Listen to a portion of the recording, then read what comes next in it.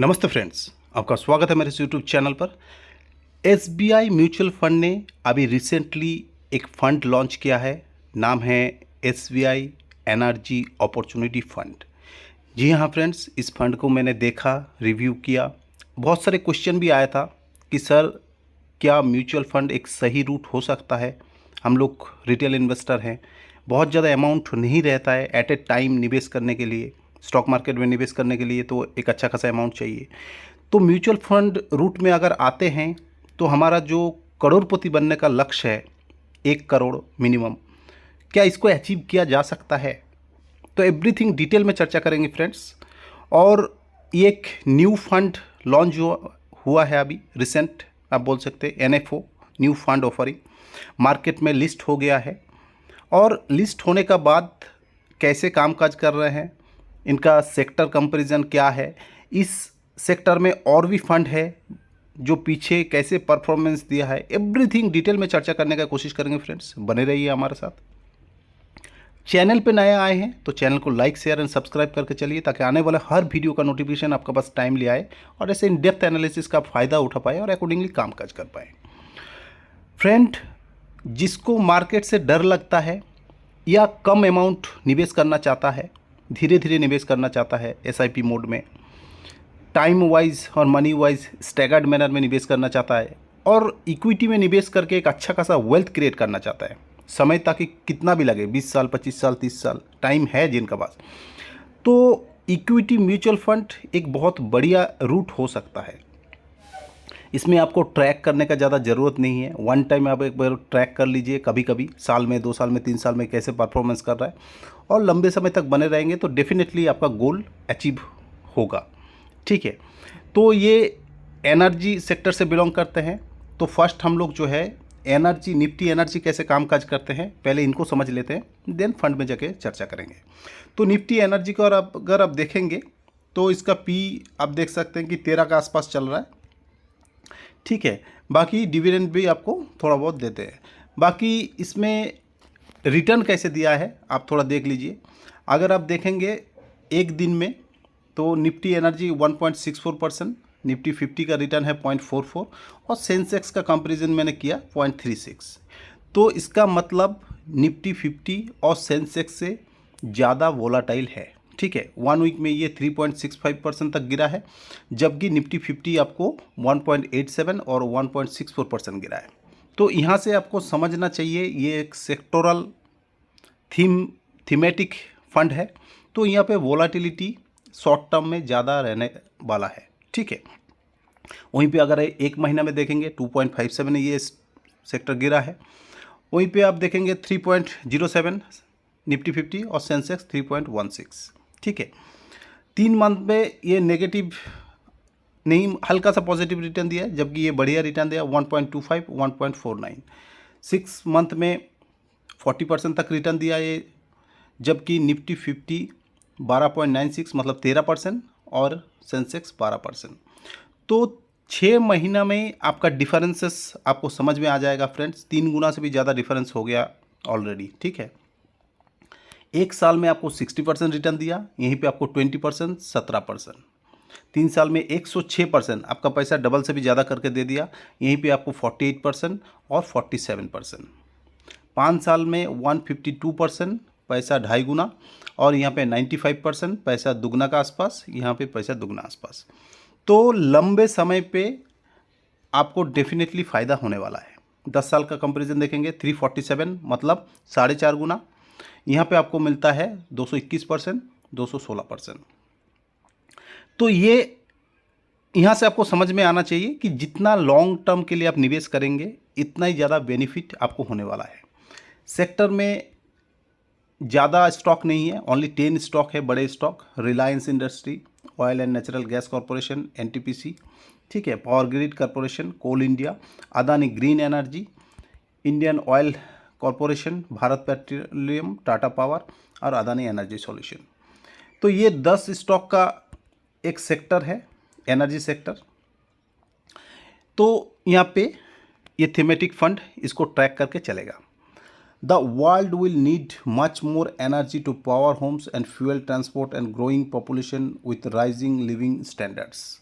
But to counter climate change, energy must incidentally come from lower carbon sources. Our know-how to technology and innovations are helping to deliver more in cleaner energy. तो भारत एक mission में चल रहा है, green energy, clean energy. By 2070 तक क्या target है, क्या नहीं है, एवरीथिंग आपको बताने का कोशिश करूँगा। अभी तो इवॉल्व हुआ है ये विंड पावर, सोलर पावर, कामकाज चालू हुआ है। आने वाला 10 साल 20 साल इंडिया का है, बहुत ही ग्रोइंग सेक्टर है, ग्रोइंग इकोनॉमी है, फास्टेस्ट ग्रोइंग इकोनॉमी है। क्यों यहाँ पे निवेश करना चाहिए, एवरीथिंग आपको समझना आना चाहिए। Recently technology with high expectations, power generation technology which utilise hydrogen as a secondary energy. तो हाइड्रोजन का ऊपर भी कामकाज चल रहा है। ये मैंने आपके लिए एक स्टडी निकाला, the key to India's energy future. यहाँ पे आप देख सकते हैं कि भारत जो कामकाज कर रहे हैं, कौन सा सेक्टर में कामकाज कर रहे हैं ज़्यादा, क्या क्या। अगर आप पावर जनरेशन मैट्रिक्स देखेंगे, देखिए कोल का ऊपर ज़्यादा जोर था पहले पावर जनरेशन करने में। यहाँ पे धीरे धीरे डाइवर्स होकर न्यूक्लियर, हाइड्रो, विंड, सोलर तक ये जा रहा है। बाय 2040 तक इनका ऊपर ज़्यादा जोर आएगा और यहाँ से पावर जनरेशन का शुरुआत होगा ज़्यादा से ज़्यादा। खपत में कोई कमी नहीं है क्योंकि डिमांड कंटिन्यू रहेगा, क्योंकि इंडिया ग्रो कर रहा है। पर कैपिटा कंजम्पशन अगर आप देखेंगे, भारत अभी बहुत नीचे स्टैंड करता है यूएसए, चाहे ग्लोबल किसी से भी आप तुलना करें। यहीं पे इंडिया का एक डिमांड बना हुआ है ताकि भारत आगे जाके अपना खपत बढ़ाए, और खपत बढ़ने ही वाला है क्योंकि भारत में तरक्की अभी चालू होगा, हर जगह इंडस्ट्री डेवलप्ड होगा, सिटी का मॉडर्नाइजेशन होगा, रोड इंफ्रास्ट्रक्चर एवरीथिंग जब मॉडर्न होगा तो पावर का ज़रूरत पड़ेगा ही पड़ेगा। और ये जैसे कंपटीशन आएगा नेचुरल गैस वगैरह रिसोर्सेस, तो ये अपना आप कोल से घटा के धीरे धीरे हाइड्रोजन ये सब में अपने आप को डाइवर्सिफाइड करेगा, विंड और सोलर, ठीक है। देन इसी से क्लीन एनर्जी, ग्रीन एनर्जी का जो मिशन है सरकार का, ये पूरा भी होगा और भारत भी अपना नाम शुमार करेगा और विश्व में, ठीक है। तो ये पूरा स्टडी आप पढ़ सकते हैं फ्रेंड्स, मैं स्टडी शेयर कर दूंगा आपका साथ। तो यहीं पे इसी मिशन को अपॉर्चुनिटी का रूप में ट्रैप करने के लिए आया है एसबीआई एनर्जी अपॉर्चुनिटी फंड, जो कि एक थीमेटिक ऑब्लिक सेक्टोरल फंड आप बोल सकते हैं। थीमेटिक ऑब्लिक सेक्टोरल थोड़ा रिस्की होता है, ठीक है। करंटली इसका एनएवी देखेंगे तो 10.30, ठीक है, हल्का सा गिरा था, वहाँ से बढ़ोतरी भी आपको दिख रहा है। 10 रुपया में एनएवी आता है रिसेंट। मिनिमम अगर आप एसआईपी करेंगे तो 500 से शुरू कर सकते हैं और वन टाइम निवेश करेंगे तो 5000 आपको लगाना पड़ेगा। एग्जिट लोड अगर 1 साल के अंदर आप निकलना चाहते हैं तो आपको 1% पे करना पड़ेगा। एक्सपेंस रेशियो जो आप पे करेंगे फंड मैनेजर के लिए 0.47 है, जो कि मिनिमम सही है, ज़्यादा कुछ आपके लिए रखा नहीं है। AUM अगर आप देख सकते हैं, फंड ने एक अच्छा खासा AUM बेस बना लिया है, 8300 करोड़, 350 करोड़ आप बोल सकते हैं। लॉक इन पीरियड कोई नहीं है, जो कि एक पॉजिटिव बात है। रिस्क वेरी हाई रहेगा क्योंकि एक सेक्टोरल इंडेक्सेस है, SBI ग्रुप का है, इसमें तो रिस्क का कोई टेंशन नहीं है। Such as one of the largest mutual fund houses है ये। और फंड मैनेजर देख सकते हैं मिस्टर राज गांधी जी है, ठीक है। सेक्टर अगर आप देखेंगे कौन सा सेक्टर में ये मेन एलोकेशन करके चलते हैं, तो एनर्जी में ज़्यादा से ज़्यादा यूटिलाइज करते हैं। Then utilities, industries, most of the इनको 80% तक इक्विटी में डालना पड़ेगा, बाकी सेफ एसेट में भी डालते हैं। इसमें रिलायंस है, देखिए एनटीपीसी है, ये डेट है, ठीक है। तो डेट में भी एलोकेशन करके चलते हैं और जहां अपॉर्चुनिटी मिले वहां पे अपॉर्चुनिटी के रूप में डाल भी सकते हैं, ठीक है। अगर आप इनका कंपैरिजन देखेंगे, इस सेक्टर में मेरे को 3 म्यूचुअल फंड मिला, DSP natural resources fund, Tata का रिसोर्सेस एनर्जी फंड, और जो ये न्यू फंड ऑफर हुआ है अभी एसबीआई एनर्जी अपॉर्चुनिटी फंड। ये तीनों का मैं कंपैरिजन बेसिकली आपके लिए करने का कोशिश इसलिए किया ताकि एक आपको आइडिया मिल जाए कि कंपनी कैसा रहेगा और इस सेक्टर में कैसे कामकाज चल रहा है। तो एसबीआई का फ्यूचर क्या होने वाला है, यहाँ से आप ट्रैक कर सकते हैं। ठीक है, ये जो टाटा का फंड है 8.5 साल हो गया इनको, और डीएसपी का 11.5 साल हो गया। ठीक है, मार्केट कैप आप देख सकते हैं इसका 1000 करोड़, इसका 594 करोड़, बहुत ही कम। और ये फंड जो है 3 महीना हुआ है जस्ट आके, अभी फरवरी में लॉन्च हुआ है, और अभी एयूएम बन गया इसको 8350 करोड़। तो एक बहुत ही लार्ज एयूएम बेस बोल सकते हैं इन कंपैरिजन। ठीक है, देन अगर आप देखेंगे रिटर्न, तो रिटर्न फ्रेंड ये 3 महीना है इसलिए ज़्यादा कुछ रिटर्न नहीं है, लेकिन आप इनका रिटर्न देख सकते हैं कि 6 महीना में 24% और ये 33%, 3 महीना में 6.7, ये 11% के आसपास। ठीक है, देन फ्रेंड लंबे समय में अगर आप देखेंगे 1 साल, तो 1 साल में ये 40% या 51%, 3 साल में 18%, 21%, 5 साल में 26%, 24%। ठीक है, बाकी रिस्क को मीटर अगर देखेंगे आप, रिस्क मेजरमेंट, तो स्टैंडर्ड डेविएशन इसका अभी कुछ भी नहीं दिख रहा है। जब तक 1 आध साल नहीं हो जाएगा तो सारे चीज़ अपडेट नहीं होगा। ठीक है, इंटरेस्ट स्टैंडर्ड डेविएशन है 6.54, इसका 17.31, शार्प रेशियो 0.96, 104, बीटा इसका देखिए 0.47, इसका 0.52, शॉर्टिनो 1.37, 1.31, अल्फा देखिए 5.38, 6.32। ठीक है, देन टॉप 3 सेक्टर, ये एनर्जी में ज़्यादा, कैपिटल गुड और material, energy, material, metals and mining, energy, financial, इस हिसाब से निवेश करके चलते हैं। इसमें ज़्यादा एलोकेशन है रिलायंस, एनटीपीसी, आरबीआई का जो बॉन्ड वगैरह है, पेट्रोनेट, एलएनजी, कोल इंडिया। इसमें NTPC, Vedanta, Coal India, Tata Power, Ambuja Cement, Coal India, Hindalco, BlackRock, global fund, energy fund, Tata Steel, Jindal Steel. ठीक है, तो पी रेशियो देख सकते हैं 15.71, 17.46, 12.16, पीबी रेशियो 2.54, 2.66, 2.15। इक्विटी में अभी ये 89%, 90% आप बोल सकते हैं, ये 91% के आसपास, ये 98% के आसपास निवेश करके चल रहा है। ठीक है, तो बाकी डेट में देख सकते हैं, ये फंड अभी न्यू लॉन्च हुआ इसलिए डेट में भी निवेश करके चल रहा है।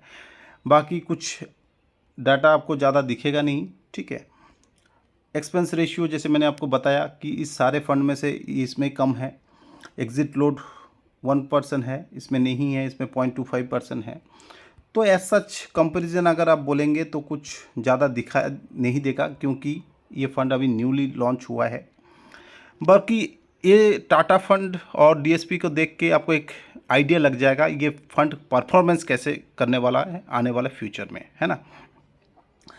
लॉक इन पीरियड आपको बता दिया, कोई लॉक इन पीरियड इसमें नहीं है। बेंचमार्क है निफ्टी एनर्जी टीआरआई, इसका भी Nifty commodity TRI. Minimum invest 500 रुपया 5000, इसका भी 100 रुपया और 5000, 500 and 1000। Invest horizon good for long term, good for long term, good for long term. ठीक है, राज गांधी जी है इसका है सतीश चंद्र मिश्रा जी, इसका एनए। तो यहाँ से आपको एक बेसिक आइडिया मिल जाएगा फ्रेंड्स कि फंड आने वाले 5 साल में, 10 साल में, 20 साल में किस हिसाब से काम कर सकता है।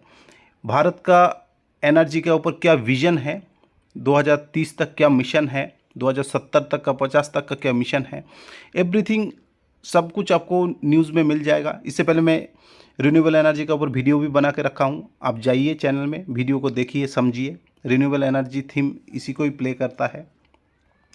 एक मिनिमम सर मैं रिटर्न निकालने का कोशिश किया। अगर 1 लाख रुपया हम लोग निवेश करके चलते हैं एफ मुफ्त और हमारा 1 करोड़ का टारगेट रहते हैं, तो 20 साल में फ्रेंड ये अचीवेबल है। अगर इस फंड में हम निवेश करके चलते हैं और 26% रिटर्न जैसे इन्होंने पिछले 10 साल में दिखाया है, तो 25.89 भी अगर रिटर्न कमा लेते हैं तो आने वाले 20 साल में ये 1 करोड़ का राशि कमा सकते हैं। अगर 1 करोड़ नहीं भी होता है तो मान लीजिए 1 लाख नहीं, हम यहाँ और ज़्यादा निवेश कर देते हैं, है ना, 2 लाख 5 लाख जितना भी है निवेश करके चलते हैं, तो ये जो 1 करोड़ का अमाउंट का हमारा टारगेट है ये अचीवेबल है म्यूचुअल फंड रूट का थ्रू। यहाँ हमें ये चीज़ समझ में आ गया है ना। तो करना क्या है, करना यही है फ्रेंड्स, आपको कोई भी फंड में आप निवेश करते हैं, चाहे ये फंड हो चाहे और भी कोई फंड हो, इससे पहले भी और भी म्यूचुअल फंड के बारे में आपसे बात करके रखा हूँ, समझाने का कोशिश किया। SBI small cap mutual fund, SBI Contra mutual fund, या आप भी कोई स्मॉल कैप या और भी कोई large cap mid cap mutual fund में निवेश करते हैं जिसके बारे में आपको समझना है, तो उसके बारे में कमेंट कर सकते हैं। मैं उसके बारे में वीडियो बनाकर आपको समझाने का कोशिश करूँगा। कोई भी फंड में आप निवेश करके चलिए, स्ट्रैटेजी यही होना चाहिए आपका पास कि लंबे समय तक आप निवेश कर पाएँ और लंबे समय तक होल्ड कर पाएँ, क्योंकि ये सब थीम जो है म्यूचुअल फंड में, ये आपको 3 महीना 6 महीना साल भर में आपका गोल पूरा नहीं होगा। गोल का साथ इंटैक्ट कीजिए। एनर्जी खपत में चाइना अभी नंबर 1 है, ठीक है, लेकिन इंडिया भी उसका पीछे पीछे चल रहा है। इंडिया जैसे ग्रो कर रहा है, चाइना का ग्रो उतना नहीं हो रहा है, थमसा गया है थोड़ा। तो चाइना को आने वाले समय में इंडिया डेफिनेटली बीट करेगा, और बीट नहीं करेगा, जितना तरक्की चाइना ने किया है उतना भी कर लिया है, तो इंडिया ने डबल ग्रोथ हो जाएगा और एक अच्छा खासा अपॉर्चुनिटी मिल जाएगा इंडिया को कि ग्रोइंग इकोनॉमी से डेवलपिंग इकोनॉमी बनने का, ठीक है। क्योंकि जो मिशन है, देख सकते हैं आप, 2030 तक 5 मिलियन टन ग्रीन हाइड्रोजन बनाने का मिशन है, ठीक है। 2070 तक 0 कार्बन एमिशन बनाने का एम है भारत का। भारत अभी 3rd largest producer renewable energy बन गया है। आने वाले समय में जो ये wind energy, solar energy, hydrogen energy, ये सारे हैं, अपना खपत को पूरा करेगा और विदेश में सप्लाई भी करेगा, एक्सपोर्ट भी करेगा, ठीक है। तो भारत का यही मिशन है, और इसी मिशन का पार्ट बनते हुए अगर आप रिन्यूएबल एनर्जी का डायरेक्ट स्टॉक पिक कर सकते हैं तो वहाँ पे आप धीरे धीरे निवेश कर सकते हैं। नहीं तो आपको अगर सेक्टरल इंडेसेस, थीमेटिक इंडेसेस से डर लगता है कि डायरेक्ट स्टॉक पिक नहीं कर पाएंगे, बहुत रिस्क है, तो म्यूचुअल फंड भी एक सही रूट है। धीरे धीरे आप निवेश करते रहिए और लंबे समय तक बने रहिए, तो भारत जैसे जैसे ग्रो होगा, आपका म्यूचुअल फंड भी ऐसे ग्रो होगा और एक अच्छा खासा वेल्थ आप क्रिएट कर पाएंगे। फ्रेंड, वीडियो अगर अच्छा लगे तो लाइक, शेयर एंड सब्सक्राइब करके चलिए, और फ्रेंड एंड फैमिली के साथ शेयर कीजिए ताकि लंबे समय में हर कोई सीख पाए और अपना पैसा को ग्रो कर पाए और फाइनेंशियल फ्रीडम को अचीव कर पाए। डीमैट अकाउंट ट्रेडिंग अकाउंट नहीं है, नीचे लिंक दे रहेगा, जाके आप फ्री डीमैट अकाउंट ओपन कर सकते हैं। मल्टीपल डीमैट अकाउंट ओपन करके शॉर्ट टर्म में आईपीओ में अप्लाई करके पैसा कमा सकते हैं, और लॉन्ग टर्म में निवेश करने के लिए भी आपको एक डीमैट अकाउंट चाहिए, वहाँ पे आप ओपन करके वो कर सकते हैं। तो thank you friends, have a nice day.